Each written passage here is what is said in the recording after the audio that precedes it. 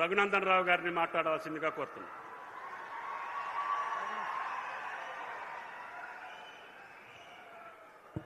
సభాధ్యక్షులు గౌరవనీయులు రాష్ట్ర వ్యవసాయ శాఖ మంత్రివర్యులు తుమ్మల నాగేశ్వరరావు గారు, నేటి కార్యక్రమానికి ముఖ్య అతిథిగా విచ్చేసినటువంటి పెద్దలు రాష్ట్ర ముఖ్యమంత్రి వర్యులు గౌరవనీయులు రేవంత్ రెడ్డి గారికి, పెద్దలు ఈ జిల్లా ఇన్ఛార్జ్ మంత్రి గౌరవనీయులు వివేక్ గారు, మరొక సీనియర్ మంత్రి గౌరవనీయులు దామోదర్ రాజనరసింహ గారు, పొన్నం ప్రభాకర్ గారు, పొంగులేటి శ్రీనివాసరెడ్డి గారు, పిసిసి అధ్యక్షులు ఎమ్మెల్సీ గారు గౌరవనీయులు మహేష్ కుమార్ గౌడ్ గారు, ఆయిల్ ఫెడ్ అధ్యక్షులు రాఘవరెడ్డి గారు, గౌరవ శాసనసభ్యులు, శాసన మండలి సభ్యులు, వేదిక మీద ఉన్నటువంటి అన్ని వర్గాలకి, అన్ని రంగాలకు సంబంధించినటువంటి అధికారులకి, మా జిల్లా కలెక్టర్ గారికి పేరు పేరున ఈ కార్యక్రమంలో పాలు పంచుకుంటున్నటువంటి రైతన్నలందరికీ కూడా శుభాకాంక్షలు, అభినందనలు తెలియజేస్తా ఉన్నాను. ఎద్దేడిచిన యువజం రైతేడిచిన రాజ్యం బాగుపడదని, తెలంగాణ రాష్ట్రం వస్తే తెలంగాణ రాష్ట్రంలో రైతన్నల కష్టాలు గోసలు తీరుతాయని, ఈ ప్రాంతం సస్యశ్యామలంగా మారుతుందని అనేక ఆశలు కలలు కన్నాం. ముఖ్యమంత్రి గారు వచ్చినారు కాబట్టి ఒక 2 నిమిషాలు మా సిద్దిపేట జిల్లా సమస్యలు.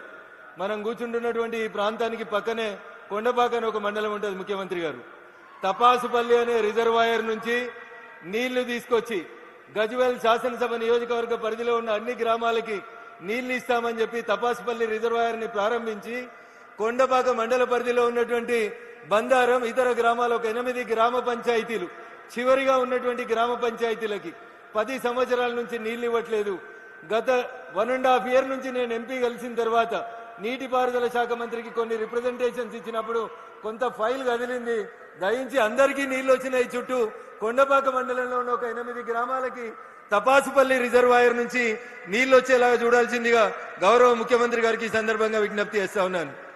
పిసిసి అధ్యక్షులుగా మీరు, అప్పటి భారతీయ జనతా పార్టీ రాష్ట్ర ప్రధాన కార్యదర్శిగా నేను మల్లన్న సాగర్ ప్రాజెక్టు నిర్మాణం జరుగుతున్నప్పుడు మేము ఆ ప్రాంతాల్లో ఉన్నటువంటి పల్లెల్లో నిద్ర చేసి మల్లన్న సాగర్ పూర్తయితే దుబ్బాక శాసనసభ నియోజకవర్గంలో ఉన్నటువంటి ప్రతి పొలానికి నీళ్లు వస్తాయని, నష్టపోయినటువంటి రైతన్నకి నష్టపరిహారం సరైన రీతిలో అందిస్తామని చెప్పి ఆ రోజు ప్రతిపక్ష నేతలుగా మేమందరం కొట్లాడడం జరిగింది.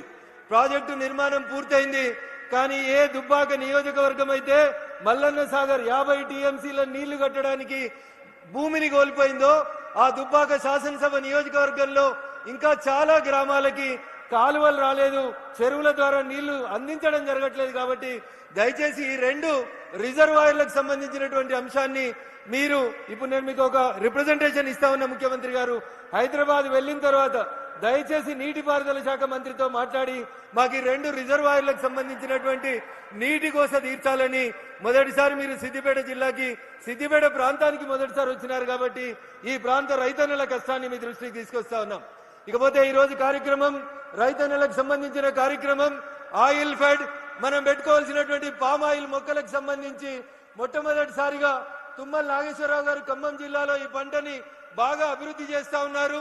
సిద్దిపేట ప్రాంతానికి ఈ పంటను తీసుకురావాలని చెప్పి గత ప్రభుత్వ హయాంలో కొన్ని చర్యలు తీసుకున్నప్పుడు రైతన్నలు భయపడి ముందుకు రాక ఈ ఫామ్ ఆయిల్ చెట్లు పెట్టుకోవడానికి ఇబ్బంది పడుతున్నప్పుడు నేను అప్పుడే కొత్తగా గెలిచినటువంటి దుబ్బాక శాసనసభ్యునిగా నాకు పూర్వీకుల నుంచి సంక్రమించిన 16 ఎకరాల వ్యవసాయ భూమిలో పామ్ ఆయిల్ సాగు చేయడంతో పాటు మా దుబ్బాక రైతన్నలందరినీ కూడా ఖమ్మం జిల్లా అశ్వరావుపేటకు పంపించి సిద్దిపేట జిల్లా రైతాంగం పామాయిల్ వైపు అడుగులు వేసే రీతి లోపల మేము రైతన్నలకు ఆ రోజు చేదోడు వాదోడుగా నిలబడ్డాం. అటు భారత ప్రభుత్వం, ఇటు రాష్ట్ర ప్రభుత్వం పూర్తిగా పామాయిల్ మొక్క దగ్గర నుంచి మొదలుకొంటే పంట వచ్చే 4 సంవత్సరాల దాకా భారత ప్రభుత్వం ఒక రైతుకి 1 ఎకరాకి 4,200 రూపాయలు నగదు ఎట్లయితే ఈ రాష్ట్ర ప్రభుత్వాలు రైతు బంధు, రైతు భరోసాలు ఇస్తా ఉన్నాయో అదే రకంగా పామాయిల్ వేసుకున్న ప్రతి రైతుకి 4 సంవత్సరాలు పంట వచ్చేలోపు ప్రతి ఒక్కరికి ఎకరాకి 4,200 రూపాయలు ఇస్తూ భారత ప్రభుత్వం ఈ పంటను ప్రోత్సహిస్తా ఉంది. అన్న చాలా మంది వేసిరు, ఇంకా మేము వేయాలన్నా? ఇప్పటికే తుమ్మల గారు తెలంగాణలో 3 లక్షల ఎకరాల్లో వేసిరని చెప్తున్నారు. ఇంకా మేము వేస్తే పామాయిల్ పంటకి రేట్ వస్తుందని చాలా మంది రైతులు గ్రామాలకు పోయినప్పుడు అడుగుతా ఉన్నారు. దీనికి నక్కల భయం లేదు, కుక్కల భయం లేదు, అడవి పందుల భయం లేదు, అతివృష్టి భయం లేదు, అనావృష్టి భయం లేదు, దొంగలు ఎత్తుకపోరు. ఎవరు కూడా ఈ పామాయిల్ చెట్లను నాటినప్పుడు మనకి ఏ రకంగా అటు ప్రకృతి కానీ, ఇటు మనుషులు కానీ, అటు అడవి జంతువులు కానీ నష్టం చేయకుండా ఈ పంట అన్ని రకాలుగా సురక్షితంగా ఉంటుంది. కాబట్టి ఇంకా ఎంత వేసినా భారతదేశం 2014 నుంచి ఇంకా పామాయిల్ ని దిగుమతి చేసుకునేటువంటి స్థితిలోనే ఉంది. కాబట్టి మనం ఈ రాష్ట్రంలో ఇప్పుడు ఉన్నటువంటి 3 లక్షల ఎకరాల పామాయిల్ సాగుని 10 లక్షల ఎకరాలకు విస్తరించిన రాష్ట్ర ప్రభుత్వం, కేంద్ర ప్రభుత్వం పామాయిల్ సాగుని ఎంకరేజ్ చేస్తుందని, మీకు కావలసినటువంటి డబ్బులు పూర్తి స్థాయిలో అందిస్తుందని ఈ సందర్భంగా తెలియజేస్తూ, రైతన్నల్ని క్రాప్ డైవర్షన్ వరకు క్రాప్ ఎప్పటికీ వరి నీళ్ళు వచ్చినాయి కదా అని వరి పంట వేసే బదులు పంట మార్పిడి విధానం వైపు రైతన్నలు ముందుకెళ్లాలని కోరుకుంటూ, హార్టికల్చర్, సెరికల్చర్ తో పాటు పామాయిల్ సాగులో కూడా రైతన్నలు మరింత నైపుణ్యం సాధించే రీతిగా వ్యవసాయ శాఖ అధికారులు, ముఖ్యంగా మంత్రి తుమ్మల గారు పడుతున్నటువంటి కష్టానికి మనందరం కూడా వారిని అభినందిస్తూ, ప్రతి రైతు పామాయిల్ సాగులో ముందడుగు వేయాలని చెప్పి కోరుకుంటూ, ఈ జిల్లా సమస్యలు మరికొన్ని ఉన్నాయి ముఖ్యమంత్రి గారు, వాటిని రాతపూర్వకంగా మీకు అందించాలనుకుంటున్నాం. ఉదాహరణకి గజ్వేల్ కి రింగ్ రోడ్ అని వేసిండ్రు, 10 ఏళ్ళైంది రింగ్ రోడ్ ఇంకా పూర్తి కాలేదు ముఖ్యమంత్రి గారు. కొంచెం ల్యాండ్ ఎక్విజిషన్ 2-3 సమస్యలు ఉన్నాయి. గజ్వేల్ కి సంబంధించినటువంటి ఆ రింగ్ రోడ్ పూర్తి చేయాల్సిందిగా కోరుతా ఉన్నాం. అదే రకంగా నేను గతంలో ప్రాతినిధ్యం వహించినటువంటి దుబ్బాక శాసనసభ నియోజకవర్గం రాష్ట్రంలో అనేక రకాలుగా కొంత వెనుకబడి ఉంది.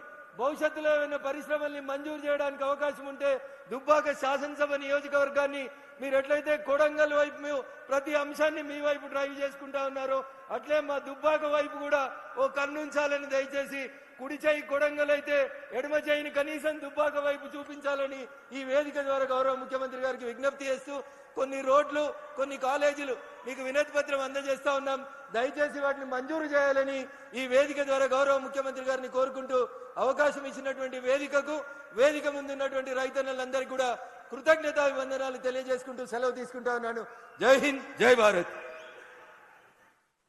సమయాన్ని దృష్టిలో పెట్టుకొని మంత్రులందరూ కూడా సమయస్ఫూర్తిగా మాట్లాడమని చెప్పి కోరుకుంటూ, మిత్రులు పొన్నం గారిని మాట్లాడవలసిందిగా కోరుతున్నాను.